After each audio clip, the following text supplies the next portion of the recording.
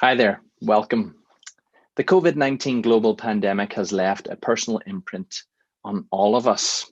And today we're getting real and engaging in dialogue about the impacts that have negatively affected many young people's mental health. From social isolation, change in our daily habits, to working from home, these alterations have carved their way into our daily lives and offered paths of potential learning, yet also of friction and misdirection at times. Today's conversation is so good. It's about many things, but in some, it's a vulnerable reminder that there is an opportunity for adaptability, for persistence, resiliency, and personal growth amidst the destructive demands of today. I'm joined by three individuals to hear of their experiences, and I've connected with them using the wonders of Zoom. So please, whoever you are, know that you're strong and that you're in good company today. Our hope through this conversation is that you find hope and that you find ways to construct mindful, healthy habits to thrive and survive. A special thanks to Cultivate and Kelsey for partnering with us and offering professional insight to help us understand more. So without further ado, let the conversation begin. Well, hey everyone, welcome to Practicing the Mindful Art of Survival. My name is Pete Morrison and I work at Brentview Church, journeying alongside the young adult community of our city. And today we're joined with two people whose generous and wise counsel have been a compass for me and many others in my community through difficult and trying terrain. I'm thrilled to introduce you to Matthew Topham. He is an avid adrenaline junkie, a ski instructor, and young adult student of our University of Calgary, where he studies biological sciences. Matthew, how's it going? Welcome. It's going great. And I'm glad to be here and talk with you all today. And it's going to be a good conversation. I love it, man. Well, hey, can we ask you, tell us a little bit about yourself? Like, what do you get up to? And just tell us a little bit about yourself. Yeah, for sure. I've been a member of Brentview for close to 2 years now. Not a member in terms of the church, but I go to Brentview for around 2 years now. And outside of that, during the winter season, I work as a ski coach for Calgary Alpine Racing Club, where I coach alpine skiing for the U10 kids. And it's a lot of fun. I was a ski racer my whole life, so going back into the sport and being like integrated with the community has been an excellent opportunity, and it's a lot of fun, and it gives me the chance to do the thing that I love, which is skiing, but also I love working in with kids and being like a guidance for them as well, and seeing that improvement among my athletes is always a joy in my life. And outside of that, that's my work. My paid work. I do volunteer work as well at the Foothills Hospital, in the lab, which is in the basement of Foothills Hospital. And I do research in biomedical engineering. And what else? Outside of that, hobbies. I like to skateboard, so I go to the skate park a lot, all throughout Calgary. And I also am an avid rock climber.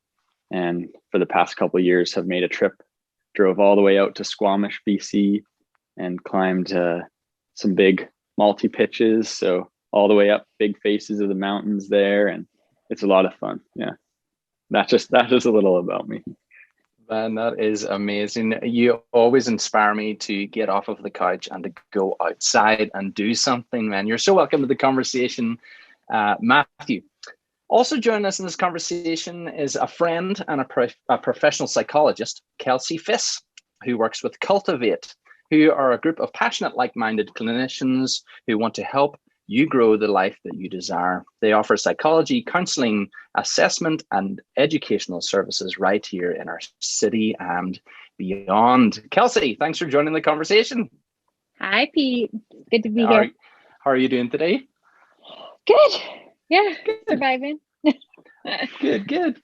Well, Kelsey, I want to ask you, your job sounds really interesting to me. And can you just tell us, maybe, and our viewers, using your own words, like, what is it that has captured your attention about what you do? Like, what do you enjoy about your job and what you do? So my job is basically I get to hear people's stories, and be with them in a really difficult time in their life where they just need a friend. It's like someone to bounce an idea off of and have it be a safe place. That's not a friend or someone that has like emotional ties where you need to worry about their relationship. And I love that I get to do that. I love that people trust me to do that.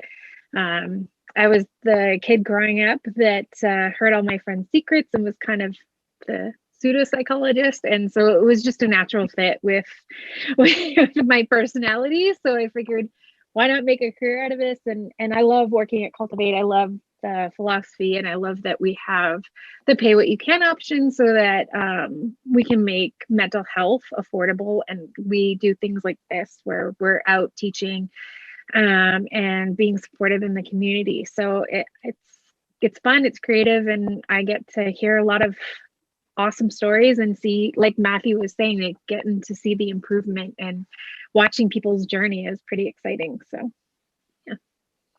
Wow, that's amazing, Kelsey. Nice. Yeah. Well, hey, so guys, we've named this conversation Practicing the Mindful Art of Survival. And this conversation is kind of being birthed out of the evident mental health impact that the coronavirus pandemic has had on myself and on our young adults. And so, yeah, so I have a few questions. I'd love to start with you, Matthew, just to hear a little bit about your experience through all of this. And the first question that I have for you is simply, what has life been like during this time? And would you be able to share a little bit about your experience along the way? Yeah, for sure. It's been weird. I mean, I feel like lots of people would say the same answer, and this is a question that I've been asked, and I'm sure many other people have been asked too throughout this entire time. Even like after a couple months, it was like, oh my goodness, how are you handling this COVID time in this period, and what are you doing to find like time for rest and do things that are fun and get outside of this like burden that is like seems to be constantly hovering over the past year and a bit now. It's been difficult, but it's definitely allowed me for a lot of time of reflection, thinking about where I am in my life right now and where I'm going to go and where I want to go. Not only just with like life goals and stuff like that, but spiritually as well. And my journey with God and stuff has been hugely impacted during this time. And yeah, it's been, as much as it's been weird in good and bad ways as well. I've been lucky enough to go to school still, although it's been online. However, I went to high school at the National Sports School and skied throughout my whole life. Like in high school, I missed over like 100 days of school. So I had to do a lot of work independently. So COVID and stuff, being separated from school and separated from friends is not really too different to me, from skiing and everything like that. But also in a good way, it's allowed for me to, like I said, reflect and think about, okay, what matters in my life and what I want to put more on the forefront and what I need to step back from, whether that's like bad habits or like good things, like trying to find more time in prayer or trying to find more time connecting with the community and stuff like that, and valuing those relationships. That has been like hugely impacted during COVID. And yeah, it's been, as much as it's been difficult, it's also been a blessing in a sort of weird way. Yeah, man. And you have a great way, Matthew. I love this about you, or you can take something that's quite negative and turn it around quite quickly and see the positive in it. And I love that in your nature. But it has been a difficult season for us all, and for you included. And I guess my question to you is like, what questions have you been asking yourself throughout this journey? Are there questions about your future, your job, the completion of your education? Like, have you been asking yourself questions like that at all? Yeah, I'm that sort of person. I ask myself those sorts of questions, I think, on a daily basis, where I want to go. Because right from an early age in competitive sport, I've always been like taught, you're almost like pushed into this field of existential questions of, okay, where do you want to go next? What goals are you going to work on now?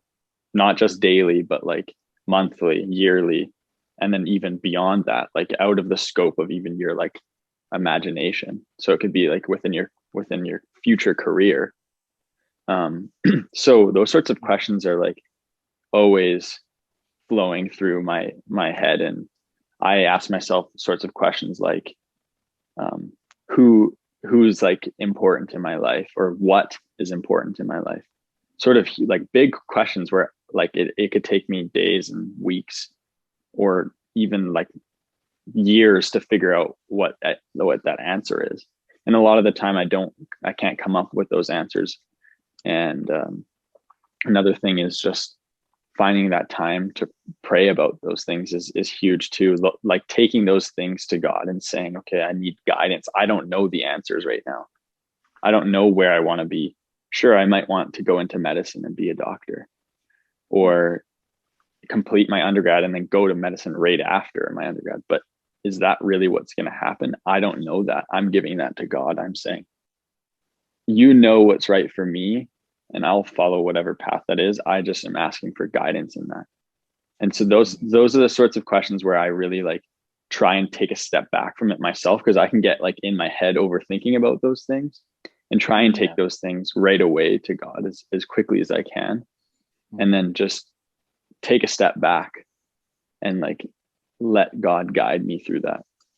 So like that's how I deal with the existential questions, and there's many of them, but yeah. Wow, man. And I know from knowing you personally that your faith is important to you, and you really lean on that. And so Kelsey, I'd love to pull you in at this point, as a resident professional here. Have you any tricks or tips or insight into, maybe there are viewers who are struggling to cope, or aren't functioning well? Do you have any insight or learning for me or the viewers that you could sort of help us to understand more what is going on, or what could help us during this time? For sure. I mean, Matt, it sounds like you have some great tools and resources. Those are the things that we teach, right? Like having small goals, having kind of asking those questions, having routines, right? Those are important. And I think with COVID, our day-to-day routine and ritual has been interrupted. So how do you have small goals? How do you control what you can control, right? Whether it's your morning routine, what you have for breakfast, like those simple things, making your bed. Like there's studies out there that say like making your bed can actually be a really good bouncing off point for getting a day going, right? And that's been the real struggle. And I definitely hear you, Matthew, we hear a lot of the existential questions coming up. What am I going to do? What is the timeline? Because as much as COVID has interrupted, it's kind of typical of what we see with this age group.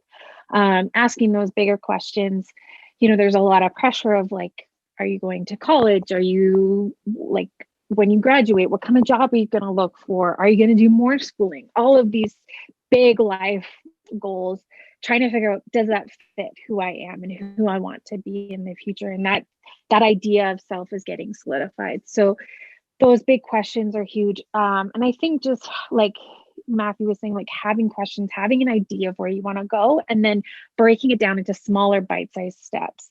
I say to clients all the time, you can eat a whole elephant if you really wanted to, but you have to do it one bite at a time, right? So what is that next step that's going to get you one step closer? And it just makes it a little bit more feasible, especially with the amount of stress that's in the air right now and just unknowns. Doing one small step, one small thing. taking care of your health as much as possible, going for a walk, getting outside, connecting with friends, like Matthew was talking about, having those relationships, making sure you're building into them. All those things are just going to help make you feel a little bit stronger no matter what comes, and kind of build a really good foundation. And having a faith background, if that's something that's important to you. I know a lot of people are questioning it or they're leaning on it, and that tends to kind of happen in moments of crisis. So, building into those relationships, whatever that looks like, is so important to helping you feel grounded in some way. And that's kind of the goal right now, is just anything that you can ground yourself to, I think would be helpful. Yes, that's wise, Kelsey. Thank you so much for that. Okay, Matthew, I have another question for you, man. I've been in conversation with many young adults over this last 12 months and beyond, and a lot of the interactions that I'm having on the phone with these individuals have expressed a sense of feeling stuck. I just feel as though I can't move. Anything that I do, my imagination can't take me there. Is that something that you resonate? Like, have you been able to journey forward in this time, or do you resonate with that sense of feeling stuck at all? I think I can relate to both of those. I definitely feel that feeling of being stuck with all the restrictions and everything, and being like held back from so many like one-to-one interactions, whether that's with friends, going to church on the weekends, or even like within my job. I saw a lot of like pullback from that, and it's difficult because you feel like, okay, when is this going to go forward? And then you take a step forward and then you come back, and then it seems like it's always one step forward and then two back, or vice versa. And it can be sort of disheartening, especially, I mean, life is like, as crazy as it is, life seemed hard before COVID in certain ways, and then COVID hit, and life still goes on. Like all the obligations that I had then before COVID, I still have them now. It's not like I just lost 4 different things and took COVID back in. Like COVID just came in, and that's like where I really feel like that sort of feeling of being stuck. And I know I've talked to many other people as well, and it's like, you want to have that hope, but you also have to like know within your own reasoning that it might be a while. Like we're kind of a bit behind, especially in Canada, and cases, I mean, we see them going up and up, and that's that feeling where it's like, you have to, like, for me, it's like, I try not to get myself too hopeful about it, and keep myself sort of grounded in the fact that, okay, this eventually will get better. Like it might not happen now, or it might not happen next month, but it will eventually happen. And I think with like vaccine and everything, it really took that stress away from me, because it's you have those people that are getting actually treated, and people, hopefully cases coming down because of it. So that's like removed a lot of that feeling. But yeah, it's been, I would say like I resonate a bit more with the feeling of being stuck. But in terms of feeling like I'm moving forward, that's something that I have to almost like put myself into sometimes, is say like, you know what, like this is going to be okay. Like this is just for now. And like life still goes on, and I can still cultivate like amazing relationships with people, even though may not be one like face to face. And I can still do all these other things, still have a job.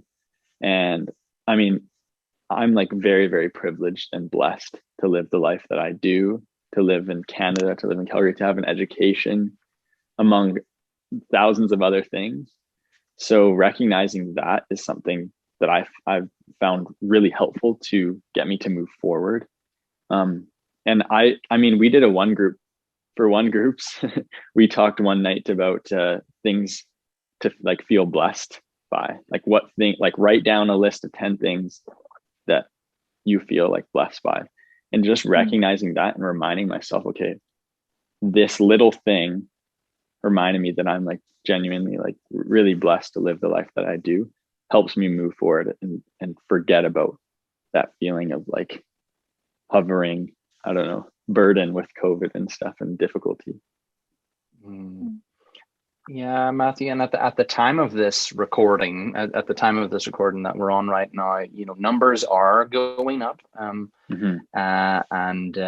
it has an impact on who we are, and so I wanted to sort of focus our attention for both of you guys, just if you had any wisdom. Matthew, maybe we'll start with you again, just here. Like, how have you remained motivated? I know you've mentioned like your church family, for example, like the community that you find the church and your faith being important to you is like really help maintain you moving forward, you know. But what other things have you found that have, you know, helped you to remain motivated?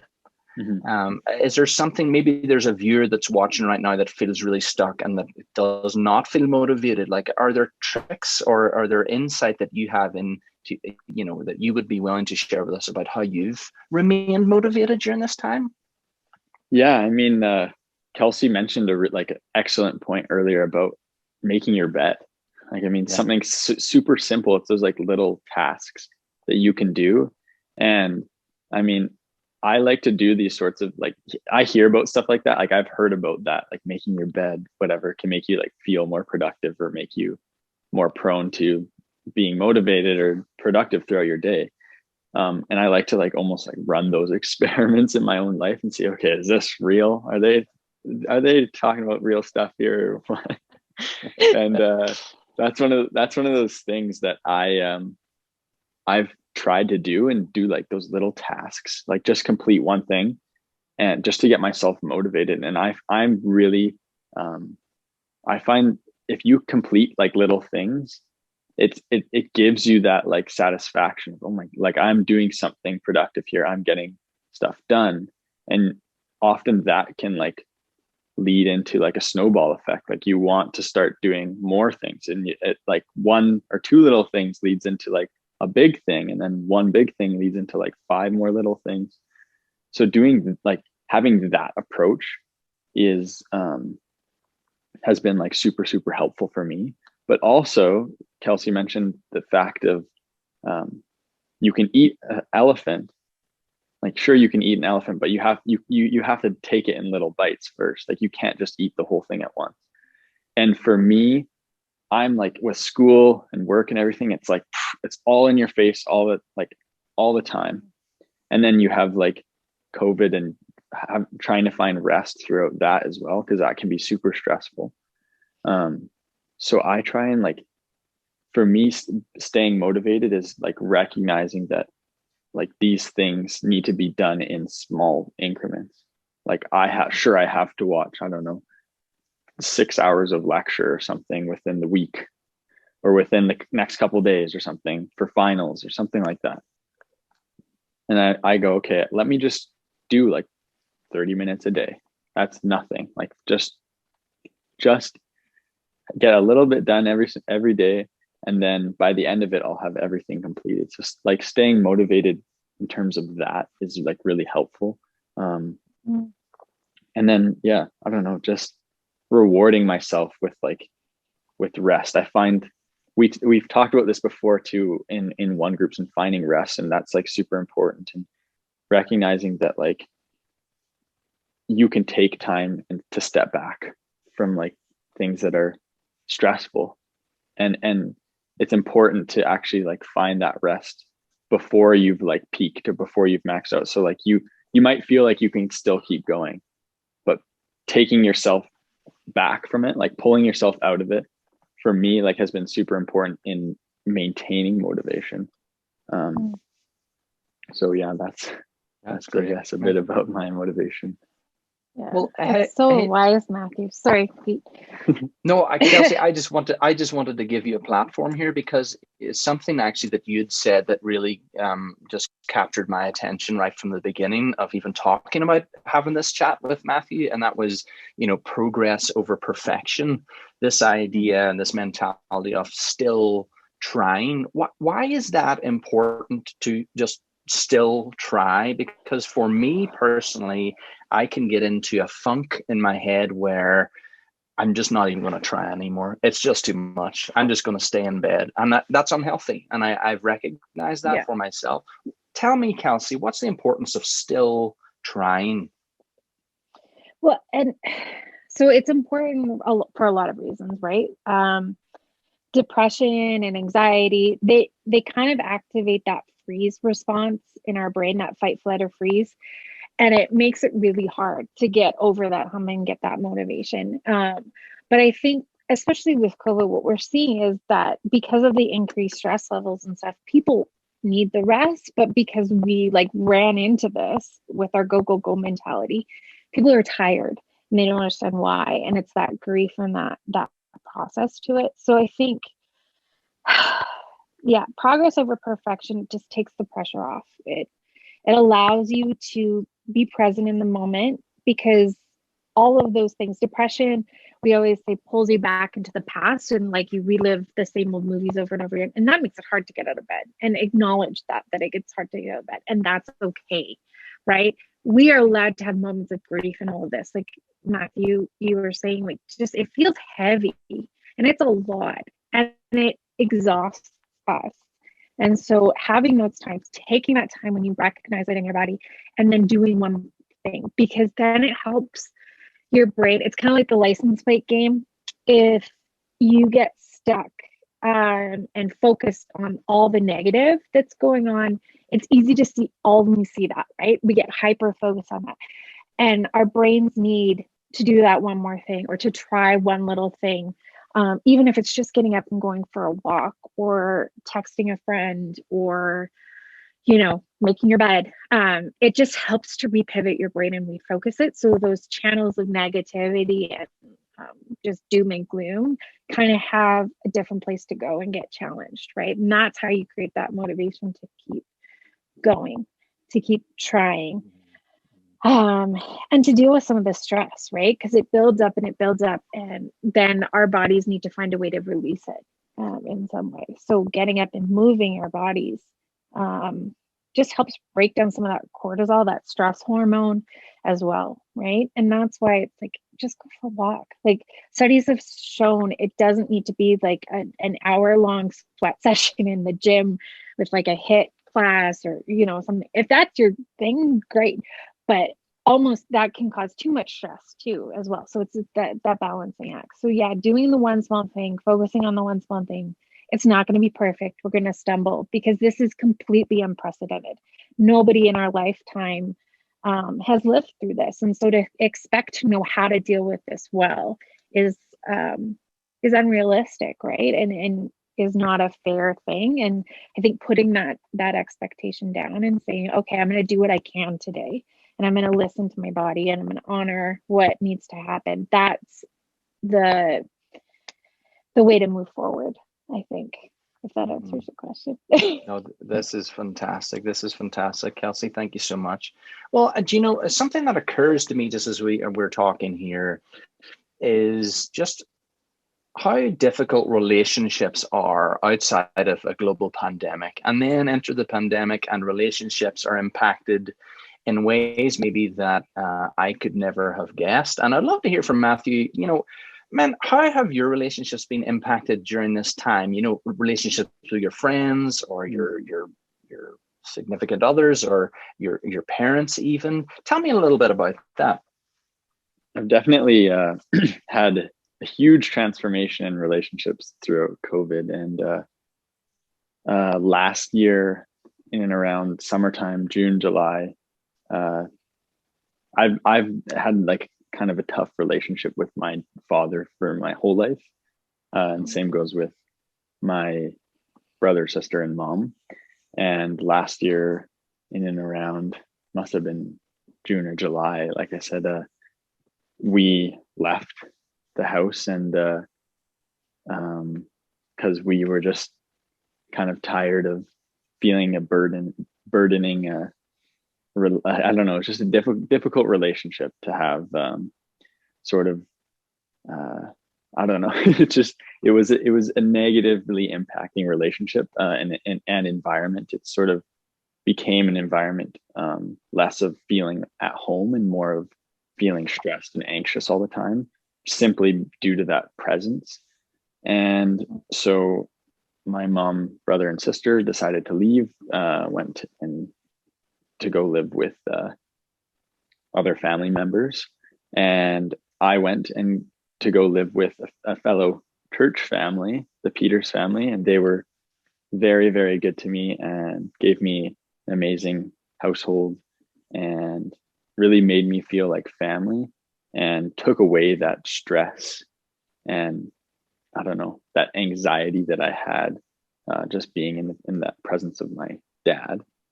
And that relationship has required lots and lots of counseling, more so recently. And it's still a work in progress and lots of prayer. But that's like one thing. It's definitely enlightened me to like what my relationships are, like what, and by that I mean like what are my relationships structured on? Like, what's the backbone of the relationship? Is the backbone of this relationship healthy, or is it pulling me away from things? Like, am I becoming the person, or am I being pushed and supported to become the person that I want to be and become a better person in that relationship? Or is that relationship pulling me back, holding me back from that? And I saw that in that relationship with my dad, and that was super difficult, and it's still something that I'm working through, and so is the rest of my family. And same goes with like friends and significant others. I mean, I had a girlfriend at the time as well, and that was difficult. I mean, COVID was very difficult on that relationship, and also just realizing, like, I mean, both realizing in that relationship, like, we're being pulled back from the people that we want to be. And also, like, there's almost like it's just sort of that drifting apart, when you want different things and you're trying to push towards becoming a certain person, and the other person's going the other way. It can be super difficult with that. And then, I mean, those are some of the difficult things. I mean, I started with all the negative and hard aspects of relationship during COVID, but it's been also amazing. I've had lots and lots of support and realized like what the true meaning of friendship and love is during COVID. Like, having to be super, super patient with people and realizing, okay, like, these are the things that I should expect out of a friendship, or like a romantic relationship with a significant other, or with family. Like, realizing that has been like transformational during COVID. And now currently I have an amazing household. I live in an amazing household with my mom and the rest of my siblings, and having that support and that like strong connection has been really helpful. And then as well, like, having a girlfriend. I have a girlfriend as well now, and she's amazing. Very, very blessed. Every day I remind myself, and I'm reminded of how blessed I am to have her in my life, and just like endless support, endless love. Like, I feel like I can truly be who I am and work towards the things that I want in that relationship. But then it can also be difficult. I mean, with COVID, having to manage like all the restrictions and everything, and finding time to like see each other or talk to each other, even if it's just over the phone, that can be like super challenging. But just maintaining that like posture of patience and sort of like just being aware that it's different. Like, it's hard now. It's not easy to maintain relationships or even like start relationships now with COVID. So like, understanding that patience and empathy and having that kindness has been like something that I thought has helped me in my relationships. Mhm. Well, hey, thanks for going there, Matthew. It's hard to go so deep and so real so fast. So thank you for saying that, man. It really resonates with my story personally, and hopefully to the viewers at home as well. Let me ask you this question, Matthew. Just whenever you're mentioning other relationships outside of your family dynamic, um, have you been surprised by, you know, maybe the authenticity of your relationships with your peers or with your friends? Has it been hard, or have there been moments that have surprised you? Have people been calling and showing up for you, or maybe the opposite? Yeah. I've been dealing a lot with that recently, and that's been like, relationships to me are super, super important, and I value them, and I know really how important they can be. And I think that's from one, losing so many relationships, like having good friends and then just going separate ways, whether that's with school, like changing schools, or with sport. It's hard to manage those relationships when you're like countries away and you don't see each other, and then they start becoming friends with other people, and then you're kind of like left there with no one. And then I mean, my whole life being in this like super negative relationship with my dad has been like impactful on me, and really opened up my eyes to what is authentic and what isn't authentic. And that was really, really difficult for a long time, because I grew up being told that relationship that we had was normal, and it was like how it was. And it took me a long time to like realize. It wasn't really even till like this year that I realized that's not normal. Like that's not how that's not how to parent. That's not how any relationship should be set up. And that's definitely not like, and this was the key part, was like, that's definitely not how to love. Um, and that was a huge journey in my faith, as well as learning that through scripture and prayer and everything. But yeah, more so recently, I've been questioning a lot of the authenticity of other relationships. And COVID has really put that in the spotlight, because you go from not seeing, or from seeing someone all the time, say multiple times a week, to seeing them 0 times, not seeing them at all. And I found like a lot of my, what I thought were good friendships weren't what I thought they were. And that's because the things that we would do, I no longer was doing. So whether that's like going out to the bar, or going out to a party or something like that, those are things that I realized within my own heart that like, that's not the life that I want to live. Those aren't the things that I want to start like continue doing. So those relationships, I realized, oh my goodness, these relationships are like the whole structure of these relationships is based on those interactions. It's going out, or like hanging out and doing certain things, right? And then I realized, oh my, like this relationship is just like, that's all it is. Like there's not much else to it. There's no support there. Like, and the interactions outside of hanging out in those certain environments were like not at all, like not at all the same. So I definitely realized, okay, like this relationship was not what I thought it was. Like we were just like spending lots of time with each other, and there wasn't that like support and that love that I thought there was, I guess. So yeah, that's one thing, negative thing, I guess. And then one positive thing is realizing, okay, who are the people that are actually stepping in? Who's coming in and checking in on me? Who's trying to see like, okay, what have you been up to?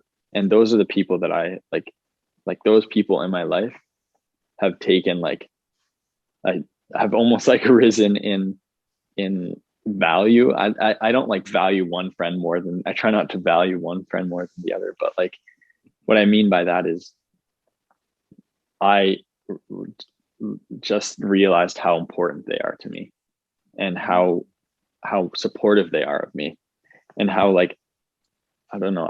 I could be like anyone and do anything and they'd still be there for me. And even though it's been months and months, we haven't talked or we haven't seen each other in person, they're still there. Like, and they're not just shying away. So yeah.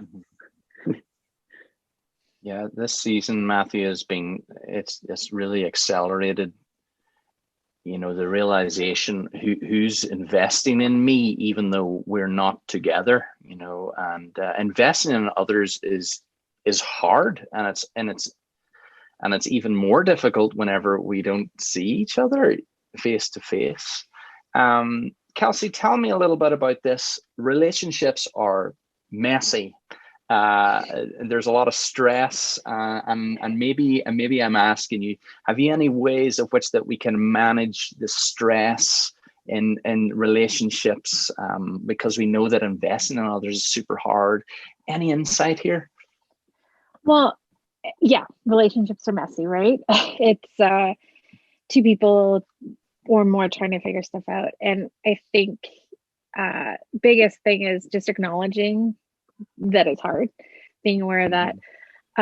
Communication is always such a good thing. Talking about your expectations, talking about your boundaries. Matthew, like you've learned so much, you know, in this past year about that, right? And sometimes we don't know what our boundaries are until they've been crossed. And then it's having to work back and figure out, well, what about that being crossed? Or what about this relationship isn't working for me anymore, right? And it's okay to change that. So having that acceptance and that grace for the other person, but also for yourself, that we need different things in different people at different times. And, you know, like you were saying, Matthew, about the different levels of friendship, and we teach that, right? Because everybody can't be on that inner circle, right? It's not big enough. There's the 3 a.m. friends, the ones that you can call when things are going horrible. Those are the people that earn the right in a lot of ways to get you started. They're people you can trust. They're people that are safe, and you need those people in your life, right? Those are the people that have shown up, that have proven trustworthy, that have made you feel safe. And those are the ones that you can call 3M. And the other ones, they kind of radiate out from there, and they each provide different things. And I think it's been really interesting with COVID is that because we've been stuck with one group of people, typically, if it's your family, if you're living at home, or like a friend group or your cohort, right? Like it just, even those people, you realize how much relationships struggle and need to be talked through, and expectations need to be adjusted and talked about. And it can be really tricky, especially when you think your relationship is one way. And this is just kind of magnified all those issues. And then giving yourself time to grieve the loss of the ones that maybe you've outgrown. And that's pretty common too, I think, in this time in everybody's life around Matthew, your age, right? Like you guys are shifting, you're moving from high school to university, you're moving from university to a career. That changes your social circle as it is. And then it's already been interrupted by COVID. And it's, yeah, just understanding those two different things. So yeah, talking about it, having your people working and investing in those, and then just being gracious on yourself, and knowing that you can't give 100% to everybody, but investing in those people that are the ones that make you feel safe, that help encourage you, that help point stuff out, that you can have those hard conversations with and move forward. And slowly, as you're ready, grieve and work through those relationships. They can constantly change and grow. There's ebbs and flows to things, especially with family. Family's tricky, and parents, because you're around them more, and maybe you left and then came back, and so having to juggle that. But keep talking, keep figuring it out, and keep trying to find a new way, right? Just keep plugging at it, and it will eventually sort itself out, or it'll drift away. And that's kind of the ebbs and flows of it. Yeah, sorry, it was a long-winded answer, but yeah, it's a lot, right? And depending on what your relationships were like going into this, it's really just, like I said, put us under a magnifying glass and really caused a lot of those, again, those, like we were talking at the beginning, that existential crisis stuff. And it includes our relationships, because we are social beings and we need people. So yeah. That's amazing. That's amazing. Guys, this has been a really rewarding conversation. And the idea of this conversation is not that it is finished. This is a catalyst and a springboard for many of our viewers, and for me personally, to springboard into other environments, to have these conversations. Communication is key. Vulnerability is key. And we appreciate both of you giving up your time and showing us vulnerability and your wisdom today. So thank you so much for joining us, guys. Thank you so much to our viewers and to our audience. Hopefully today has offered safety and hope and help to stabilize and to normalize maybe this unsettling time in history. But what we have to remember is we are all in this together. We have to remember progress over perfection. The world needs you. So be easy on yourself. Have a great night.